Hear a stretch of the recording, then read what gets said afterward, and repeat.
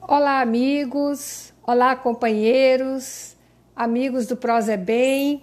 Uma alegria muito grande estarmos aqui mais uma vez para mais um Evangelho no Lar, nesse projeto maravilhoso que o Prosa é Bem traz para as nossas vidas, nesse período em que ainda não estamos podendo fazer o nosso toque presencial, o nosso abraço festivo ali na entradinha da nossa casa de oração, da nossa casa de acolhimento.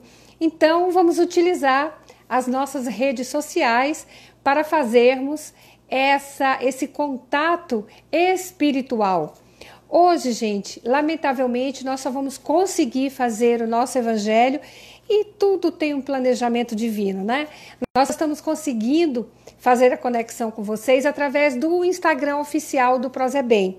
Hoje nós não conseguimos pela TV Prosa é Bem e nem pelo Facebook, mas os nossos companheiros já estão chegando. Olá, Fernanda, Conceição, Viviane, que bom. Sejam todos bem-vindos, sintam-se acolhidos pelo Prosa é Bem, aqui no nosso Instagram oficial do Prosa é Bem.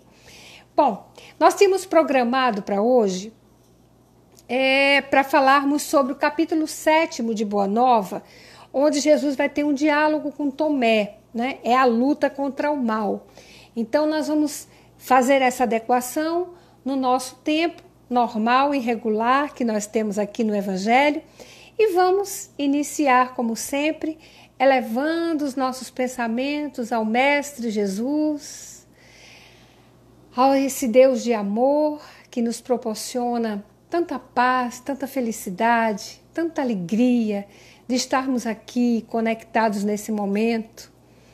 Mestre amado Jesus, nosso irmãozinho maior, vai aí aquecendo os corações de todos esses companheiros que estão nesse momento conectados, todos os corações na mesma sintonia, com imensa saudade daquele diálogo maravilhoso, daquela voz festiva que o nosso Mestre Jesus tem com todos nós há muito tempo.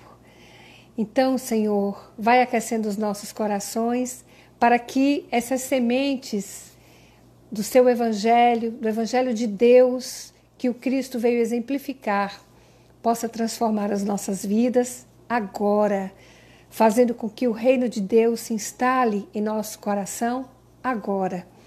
Muito boa tarde a todos vocês e vamos iniciar então a luta contra o mal.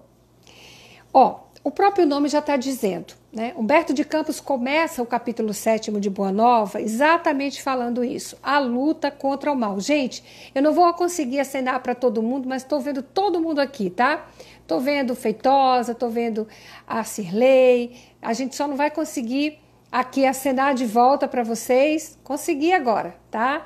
Mas porque senão a gente acaba desconectando aqui com o pensamento, não a nossa conexão aqui virtual, mas é o pensamento mesmo. Então vamos lá, mas podem ir acenando aí, tá?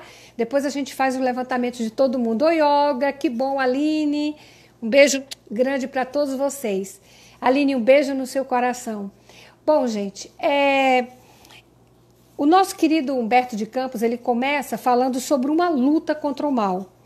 E é luta mesmo, né? É uma luta que nós temos que ter insistente para vencermos esse mal. E onde mora esse mal? E quem é esse mal? Onde está esse mal? Nós vamos tratar aqui de um diálogo de Tomé com Jesus. Tomé, Jesus chamava Tomé de Dídimo. Dídimo em hebraico quer dizer gêmeo. Então Jesus chamava o seu apóstolo Tomé de gêmeo o tempo todo, né? Ô gêmeo, vem cá, vamos aqui escutar algumas maravilhas que eu tenho para te dizer. Mas até hoje a gente não sabe se verdadeiramente Tomé era gêmeo de alguém, se ele tinha realmente um irmão gêmeo. Mas simbolicamente falando, esse era um apóstolo que tinha uma semelhança e uma característica, não é? Ele tinha, é como se ele tivesse uma personalidade ali que fosse colada a ele. Então, a gente vai também, muitas vezes, nós vamos nos perguntar, né, a nós mesmos, né? Quem é a nossa personalidade colada, aquela que a gente quer fazer o processo de transformação, de que nós somos gêmeos, né? Nesse momento agora, principalmente, a gente precisa empreender verdadeiramente essa luta, ser luz para o outro, para que a gente possa empreender essa batalha interior para vencer os nossos vícios, as nossas mazelas, os nossos medos, os nossos preconceitos. Então, Humberto de Campos começa dizendo que todos os apóstolos eles eram encantados pela forma com que Jesus conseguia fazer o diálogo com os espíritos, com aquelas pessoas que à época eles chamavam de endemoniados, né? E como Jesus conseguia convencer tão rapidamente aqueles espíritos, né, a deixar aquela conexão, notação já muito apropriada daquela época, e eles sabiam que se tratava de um adversário do bem. Então o diabo, na verdade, e a gente já sabe disso, não existe uma personificação, não é uma pessoa, né? Mas é um estado consciencial verdadeiro, todos nós, né? Às vezes quando eu digo assim, o diabo mora dentro de nós, né? Quando a gente quer e quando a gente o alimenta, né? Porque na verdade não é para ele estar aí, por isso Humberto de Campos vai falar a luta insistente contra o mal. Então lá os apóstolos sabiam que o diabo era o adversário do bem e poderia significar dessa forma todos os nossos maus sentimentos, que dificultavam o acesso e que dificultam o acesso da nossa alma aos ensinos da Boa Nova. Mas também pode caracterizar as pessoas, aqueles homens, né, que por terem esse sentimento acaba contrariando os propósitos da sua existência e se tornando assim, na verdade, um adversário do Evangelho, um adversário dessa proposta maravilhosa que Jesus veio trazer para a gente. Então é preciso estarmos muito atentos com relação à permanência desses sentimentos adversários dessa boa nova. Porque boa nova, gente, é alegria, boa nova é boa notícia. É isso que Jesus veio trazer para a gente. Alegra-te, tenha bom ânimo, te trago uma boa notícia, né? E Jesus, na verdade, ele era a boa notícia. Então ele não trouxe, ele era a própria notícia maravilhosa desse reino de amor para as nossas vidas. Então, Tadeu, na verdade, ele tinha, de todos os apóstolos, uma fascinação muito grande pela forma com que Jesus dialogava com esses espíritos que muitas vezes estavam ali obsidiados, né? Imantados, ou seja, conectados diante do pensamento, do sentimento que mantinha contrário ao Evangelho, e com isso conseguia sintonizar, porque, gente, isso nada mais é do que o dial de um rádio. Vocês sabem o radinho do nosso carro? Aquele rádio que a gente ainda usa de vez em quando, sem ter até o digital, né? A gente vai lá, ó, o dial é ali onde a gente vai mudando as estações. Então, de acordo com os pensamentos que nós nutrimos, os sentimentos que nós nutrimos, às vezes a gente nem age, viu? Às vezes a gente só pensa, né? Antigamente a minha mãe dizia assim, diga-me com quem tu andas que eu te digo com quem és. Hoje a gente pode dizer seguramente, diga-me o que pensas que eu vou te dizer com quem andas.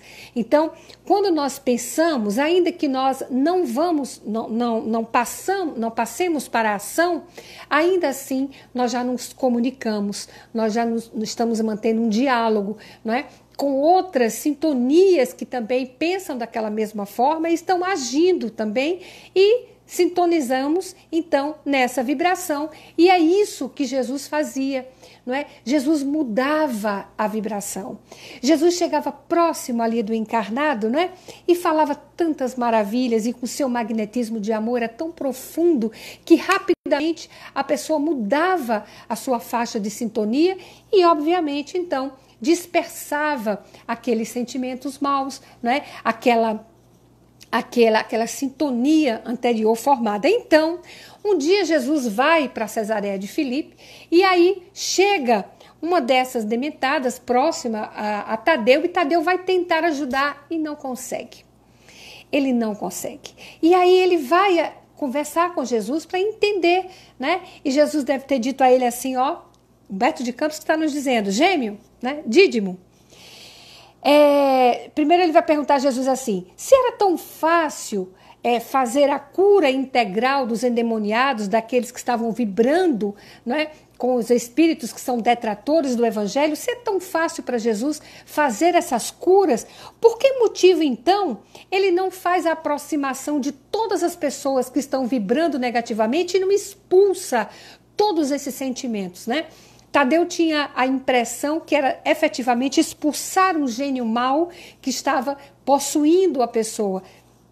Necessariamente não deixa de ter o seu grau de entendimento, né?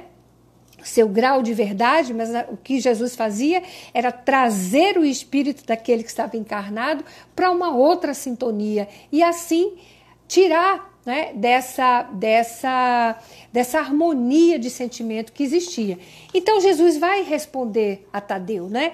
Jesus vai dizer assim: Tadeu, olha que beleza, gente, olha que genialidade de Jesus, que ele podia simplesmente dizer assim, explicar, na verdade, o que é que significava, mas Jesus tinha todo um processo de maêutica, querendo que a gente tivesse o entendimento e a certeza do que a gente estava falando e sentindo e traduzindo. E aí Jesus assim: Tadeu, tudo bem, seria fácil juntar todo mundo, mas eu quero te perguntar uma coisa: qual é o objetivo central? Qual é a sua atividade? Qual é a atividade central da tua vida? E aí Tadeu vai responder: Senhor, é que eu consiga trazer o reino de Deus para dentro de mim, não é? É que eu consiga ter essa paz integral dentro de mim. E Jesus vai dizer assim: se procura semelhante realidade, por que reclamas antes do teu irmão? Por que reclamas no adversário em primeiro lugar? Né? Se a tua perspectiva primeira, se o teu projeto de vida é instalar o reino de Deus dentro de você, por que você está preocupado em instalar primeiro no outro?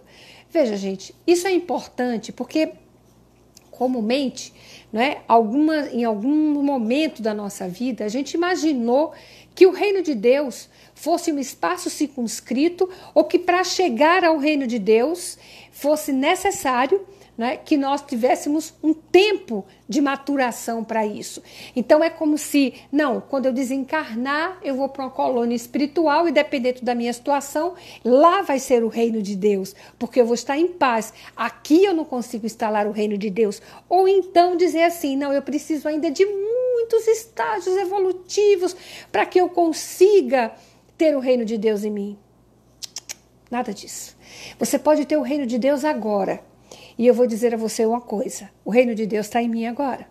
Sabe por que está em mim agora? Eu estou numa paz tão grande, gente. Veja, o mundo lá fora pode estar pegando fogo. A situação pode estar uma chuva tremenda, trovoada, o que seja. Mas dentro está sol. Você consegue estar em paz, em equilíbrio. Isso não é, veja bem, desprezar a realidade, mas conviver com a realidade. E apesar dela, estar em paz.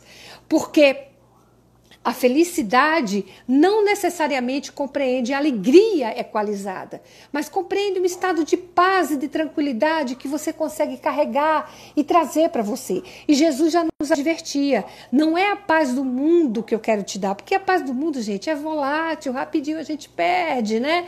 Daqui a pouco vem uma situação, vem uma pandemia como essa, e se a gente não estiver preparado, a gente entra num processo de medo. E quando a gente entra naquele processo de medo, aí vem o pânico, vem o estado de depressão, com isso baixa a imunidade, e aí você fica susceptível, né, a pegar, a contrair verdadeiramente qualquer tipo de moléstia, né? Então, o que é preciso fazer? No momento em que você adquire esse medo, no momento em que você baixa a sua vibração, você deixa que algo externo contamine o reino de Deus, que é o reino de paz que tem que estar dentro de você. Então, o reino de Deus é dentro, é no coração do homem. Jesus já tinha dito isso para nós, naquele diálogo lá em Jerusalém com Hanã, e é preciso que nós estejamos com esse reino em paz para que a gente tenha amor suficiente para ir com o nosso exemplo, transformando o outro, né? Então, é disso que Jesus está falando para Tomé. Tomé, vai para o teu propósito de vida, cuida da tua experiência própria, tenta manejar, trabalhar isso em você, porque aí sim, com tanto amor que você vai ter, você irá contagiar. E com esse amor, quando a gente consegue ter a paz aqui, a gente consegue ter um discernimento maior, ter um olhar diferenciado e amplo dessa realidade. E aí a gente vai conseguir tocar o outro sem julgá-lo, sem ficar imaginando, aquela pessoa fulana está naquele sofrimento, mas ali deve ter tido alguma coisa, né? Mas também ela nunca exerceu com caráter de retidão a sua atividade e a sua espiritualidade, né? Só aí, gente, nós perdemos a vibração. Nós, no momento desse julgamento, é que baixamos, desconectamos. Jesus nunca perdia isso. Jesus sempre estava equalizado. Jesus tinha amor suficiente, né, para todos nós. Tem amor suficiente para todos nós. Por isso era fácil para ele levar o outro a um processo diferenciado de mentalização. Então, não era que Jesus retirava, Jesus fazia com que nós, por isso ele diz aqui a Tomé, Tomé, qual é a tua principal atividade? Está lá o reino de Deus. Faz isso, porque eu não posso fazer por você. Eu posso exemplificar o caminho, eu sou o caminho. Eu sou o amor. Se eu sou o verbo de Deus, eu sou o amor. Então, modele. Tá lá, gente. Vede Jesus, né? Não é somente Jesus, o Espírito mais perfeito que já pisou na face da terra. Vede, para que sigamos, modelemos a atividade do Mestre Jesus. Então, o gêmeo, ele só estava equivocado nesse sentido, né? E aí, para a gente encerrar hoje o nosso evangelho, eu vou trazer para vocês, gente, o Natal do Apóstolo, né? Embora o termo seja o Natal, não é que a gente está antecipando já o feriado do Natal, não, hein, pessoal? É porque o Natal do Apóstolo, ele vai estar num livro belíssimo. Não sei se dá para vocês olharem aí, ó, tá vendo aqui? Antologia Mediúnica do Natal. E nesse capítulo 45, Emmanuel vai falar para a gente, irmão X vai falar para a gente, que é Humberto de Campos, vai falar para a gente sobre Pedro, né?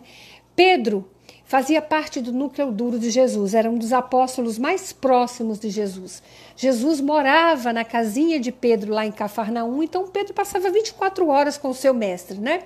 E Pedro ali na casa do caminho, junto com outros companheiros, João, Tiago, né?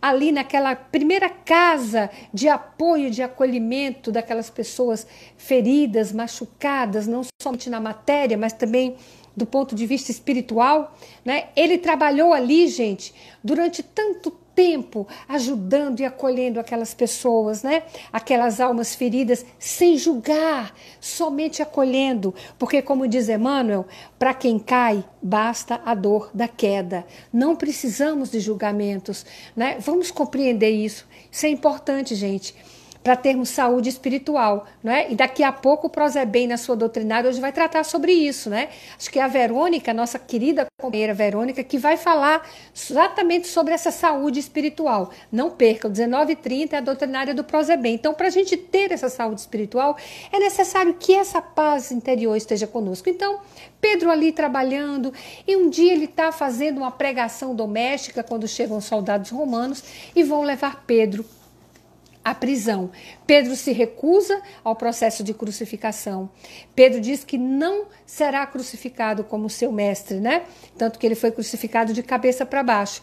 Então, mas ele é preso e ele já está bem velhinho, gente, ao quebrado pelo tempo, não é? A ação deletéria do tempo já havia trabalhado ali no corpo físico de Pedro, e ele bem velhinho se entrega àqueles soldados romanos e ele vai escalando aquela colina onde seria crucificado, e muita gente naquele momento falando impropérios contra Pedro, seu bruxo, né? Mentiroso, você é um embusteiro, então falando uma série de impropérios para ele.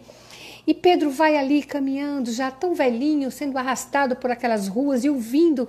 De repente ele começa a sentir uma saudade enorme de Jesus e ele sai dali, sabe? Ele não sai fisicamente, mas ele sai vibratoriamente. Compreenderam o que é isso? O que é o reino de Deus instalado? Ele sai vibratoriamente. Então ele não mais escuta os gritos daquelas pessoas ao longo daquele caminho até a colina onde ele seria crucificado. As pessoas continuam em derredor dele, não é? Com vários protestos velados, eram centenas de pessoas, morre bruxo, não é? E ele ali suportando, ele não via mais, ele só lembrava de Jesus, é como se fosse transportado para a sua Galileia de amor, tivesse ali na beirinha do Tiberíades pescando com Jesus. Eu acho que Pedro naquele momento entrou num estado diferente de consciência, alterado de consciência, talvez num processo de meditação, e já não ouvia mais nada, gente, até que ele chega e vai para a cruz, e as pessoas continuam ainda xingando Pedro. Aí vem o soldado Aniceto e pega uma pedra pontiaguda e joga, arremessa em Pedro. Vai na cabeça dele e Aniceto ainda diz: morre, bruxo, né? O apóstolo observou que o sangue esguichava, mas sem qualquer reação, rendeu-se a invencível torpor, qual se fosse repetidamente anestesiado por brando sono. E ele adormece e Pedro desencarna, crucificado de cabeça para baixo, e na voz linda de Tim Vanessa, na música de Pedro, ela vai dizer: e os pés que ele lavou e as mãos que ele tocou apontaram para o céu. Pedro desencarna e Jesus vem recebê-lo pessoalmente. O leva para outras paragens. Pedro acorda, vê seu mestre: Senhor, que coisa linda esse lugar. Onde estamos? E Jesus diz para ele, né, que estão numa área de refazimento. Mas logo, logo, Jesus se despede de Pedro e Pedro pergunta: onde vais, mestre? Onde vais? E Jesus diz, indicando-lhe um escuro recanto de vastidão: Pedro, enquanto houver um gemido na terra, não me será lícito repousar. Então, Senhor, diz Pedro, eu também irei contigo. Jesus vem à terra e Pedro o acompanha. E aqui, Jesus vai, visita ali o cemitério na Via Ápia, uma multidão cantava glorificando ao Senhor. Simão vem ali, se aproxima com o mestre Jesus daquela multidão que cantava glorificando a Jesus. Eram centenas de vozes, né, que atravessavam Roma. E Simão está ali do lado de Jesus, até que tem uma hora que Jesus diz assim, lá no cemitério da Via Ápia: Simão, Pedro, olha quem está atrás de você. E Pedro olha. Eu vou precisar ler aqui para a gente concluir. O apóstolo Pedro voltou-se admirado. Enxergou na pequena comunidade um homem triste, carregando nos braços um pequenino agonizante. Era Aniceto, lembram do soldado que atirou a pedra? Rogando-lhe mentalmente, rogando a Pedro mentalmente, se lhe compadecesse do filhinho que a febre devorava, qual se lhe registrasse a presença, empunha-lhe os remorsos que amargava e pedia-lhe. O antigo pescador não hesitou. Depois de auscultar a fronte suarenta, afagou a criança, impondo-lhe as mãos, e ali mesmo, magneticamente, tocado por forças renovadoras intangíveis, o menino despertou lúcido e refeito e abraçou seu pai. Era o filho daquele soldado Aniceto. Pedro sequer pensou. Pedro já tinha o reino de Deus instalado. Em nenhum momento ele julgou, em nenhum momento ele lembrou que Ari era o filho daquele soldado que houvera tirado aquela pedra e que foi praticamente responsável pelo seu desencarne naquele instante. E aí, Humberto de Campos fecha dizendo: Aniceto, o soldado, no íntimo, compreendeu o socorro e a bênção que recebia. E renovado começou a cantar em lágrimas de júbilo: glória a Deus nas alturas, paz na terra e boa vontade para com os homens. Para o rude legionário de César, Aniceto, começava a nova vida. E para Simão Pedro, o serviço só continuou. Então, meus amigos, essa é a mensagem que eu tinha para vocês no nosso Evangelho no Lar. Essa luta contra o inimigo, contra os nossos vícios, que pode ser o medo, que pode ser um temor maior, a desesperação diante de um momento que nós estamos passando. sigam em frente. Tenham essa palavra que Jesus traz na nossa vida, que é uma palavra de amor. Tudo passa. Jesus está conosco. É Ele que comanda essa nau. Não tem nada fora do controle. Está tudo certo nos planos de Deus. Façamos como nosso mestre Pedro. Sigamos. Vamos continuando o nosso caminho. Vamos entendendo que há verdadeiramente uma luz maior em nossa vida, que é a luz do Mestre Jesus, que nos acompanha hoje e sempre. Meus queridos amigos, muito obrigada. Perdoe pelo atraso hoje da nossa entrada, pelos problemas tecnológicos que tivemos, mas já sabemos, não há nada errado nos planos de Deus, está tudo certo. Estamos aqui juntos, todos os nossos amigos. Benito, olá Benito, que prazer revê-lo. Ouvi-lo, vê-lo, né? E a gente está vendo aqui a fotozinha do Benito. Obrigada, gente, obrigada pela presença, Érica, Andréia, muito obrigada. Obrigada, Adriana, pelo esforço, obrigada, Sandra, pela oportunidade, obrigada, Dona Lucenira. Que Deus nos abençoe, Deus nos proteja, acolha todos os trabalhadores, fortificando o coração de todos os trabalhadores do Prozebem, para que permaneçam firmes nesse trabalho de iluminação. Acolha os nossos companheiros que nesse momento estão adoecidos, precisando dessa força espiritual. Já já estarão conosco, estarão novamente aqui no nosso convívio. Que Papai do Céu nos abençoe, nos proteja, nos dê um final de semana muito feliz. E não esqueçam, às 19h30, Verônica vai estar conosco aqui na Doutrinária do Prozebem, falando exatamente sobre a necessidade dessa vida espiritual renovada. Muita saúde e paz para todos. Ah, e não esquecer também, amanhã nós temos uma roda de conversa às 9h. Vai ser comigo, com a nossa queridíssima Rosângela, com a nossa queridíssima Zélia. Vamos estar juntas. A proposta é: como vai você? Como é que você está? A gente quer ouvir vocês também, a gente quer dialogar. Nós vamos falar só assim, cada uma vai falar 10 minutinhos, porque a gente vai abrir para conversa, para reflexão, com todos os companheiros que puderem estar conosco naquele momento, tá bom? Então vai ser amanhã, a partir das 9h, eu, Rosângela e Zélia, como vai você? E às 19h30 nós vamos ter uma companheira, nós vamos tratar... Vós sois a luz do mundo, né? Vai ser o tema, 19h30. Vamos fazer um encontro do NEP aqui no Prozebem. Vai ser do NEP Ipatinga, lá de Minas Gerais. Vamos receber a nossa companheira Conceição e o NEP Bittencourt Sampaio. Eu vou estar presente, a Conceição vai falar: vós sois a luz do mundo. Vamos fazer um diálogo também bem interessante, né? Movimentar um pouquinho as nossas doutrinárias virtuais. Gente, excelente final de semana. Até amanhã. Temos um encontro às 9h. Como vai você? Um grande abraço a todos.